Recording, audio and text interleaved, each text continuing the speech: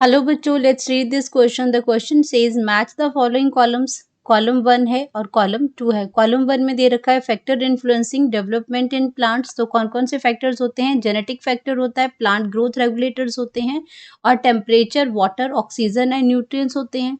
और कॉलम 2 में classes of factors दे रखे हैं जो कि इन्फ्लुएंस करते हैं डेवलपमेंट को। आपके एक्सट्रिंसिक फैक्टर्स है और इंट्रिंसिक फैक्टर्स है। तो हमें ये देखना है कि इनमें से कौन कौन से फैक्टर जो है वो एक्सट्रिंसिक होते हैं और कौन से इंट्रिंसिक होते हैं। तो सबसे पहले बात करेंगे कि कॉन्सेप्ट की कॉन्सेप्ट। तो इसमें आ जाएगा आपका development in plants. Development in plants. तो डेवलपमेंट इन प्लांट्स के लिए आपके क्या करते हैं, दो फैक्टर्स आते हैं जो कि आपकी डेवलपमेंट को इफेक्ट करते हैं। That's a factors. वो आते हैं फैक्टर्स अफेक्टिंग डेवलपमेंट। तो अगर मैं फैक्टर्स की बात करती हूँ यहाँ पे, तो दो फैक्टर्स आते हैं। दो फैक्टर में एक आता है आपका एक्सट्रिंसिक फैक्टर आता है, एक्सट्रिंसिक एक्सट्रिंसिक फैक्टर आता है, और दूसरा जो फैक्टर आता है हमारा वो आता है इंट्रिंसिक। इंट्रिंसिक फैक्टर्स आते हैं।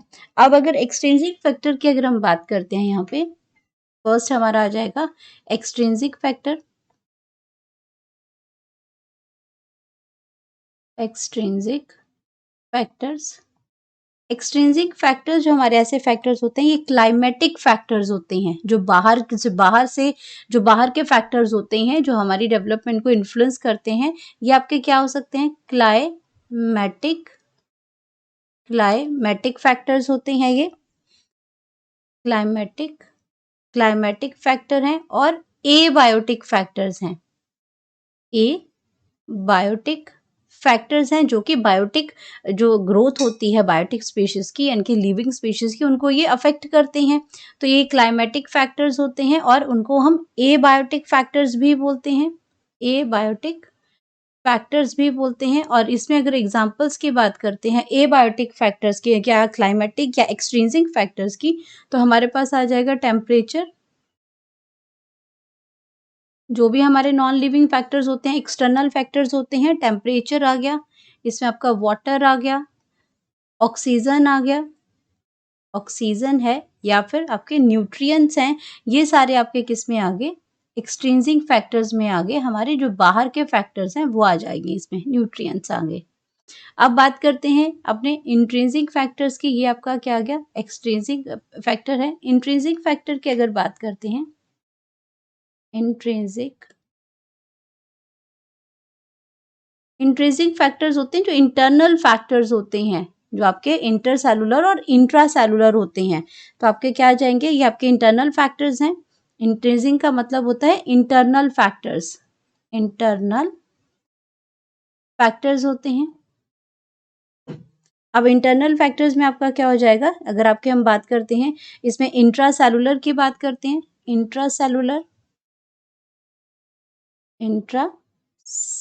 जो फैक्टर्स होते हैं, इंट्रासेलुलर फैक्टर्स, उसमें आपका क्या हो जाएगा? जो जेनेटिक फैक्टर्स होते हैं दोनों ही इंट्रीजिंग है। इंट्रासेलुलर की अगर बात करते हैं तो हमारे पास जेनेटिक फैक्टर आ जाएगा, जेनेटिक फैक्टर आ जाएगा। और अगर हम बात करते हैं, ये इंट्रा हो गया। अगर हम इंटरसेलुलर करते हैं, एक सेल से दूसरे सेल की अगर हम बात करते हैं, इंटरसेलुलर फैक्टर की बात करते हैं, इंटरसेलुलर में आपके आ जाएंगे जितने जो केमिकल्स या हार्मोन्स आपके जो आते हैं, वो आपके सारे क्या आ जाएंगे? जितने भी हार्मोन्स हैं, ये सारे आपके क्या होते हैं? इंट्रिंसिक फैक्टर्स होते हैं, इंटरसेलुलर फैक्टर्स होते हैं। ये इंटरसेलुलर फैक्टर्स होते हैं। अब अपने ऑप्शंस को देखते हैं। ऑप्शंस में क्या दे रखा है कि जेनेटिक जो फैक्टर है, अब जेनेटिक फैक्टर हमारा क्या है? जेनेटिक फैक्टर आपका इंट्रिंसिक फैक्टर्स है। जेनेटिक फैक्टर की अगर बात करेंगे तो इंट्रिंसिक फैक्टर आ गया इसमें।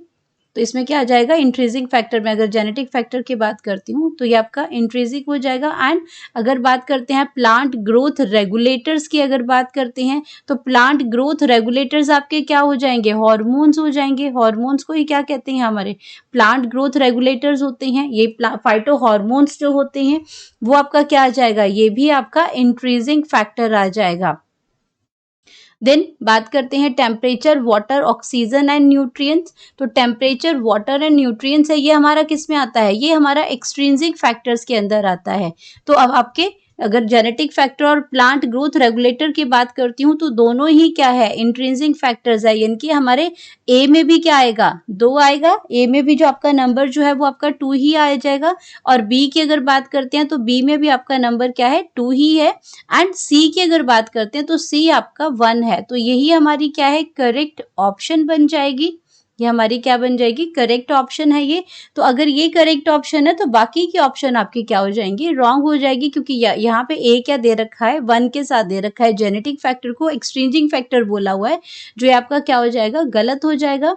देन बी में भी आपने इसी को क्या बोला है? एक जेनेटिक फैक्टर को एक्सट्रिंसिक फैक्टर बोला है, तो स्टार्टिंग का ही अगर गलत है तो आगे का भी गलत होगा।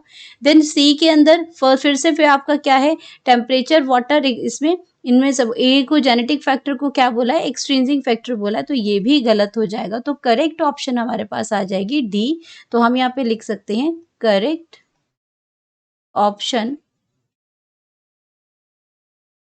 करेक्ट ऑप्शन आ जाएगी डी, जहाँ पे आपके फर्स्ट जो ए और बी हैं वो दोनों ही 2 के साथ हैं और जो सी है वो आपका 1 के साथ है। Hope you understood it well. Best of luck.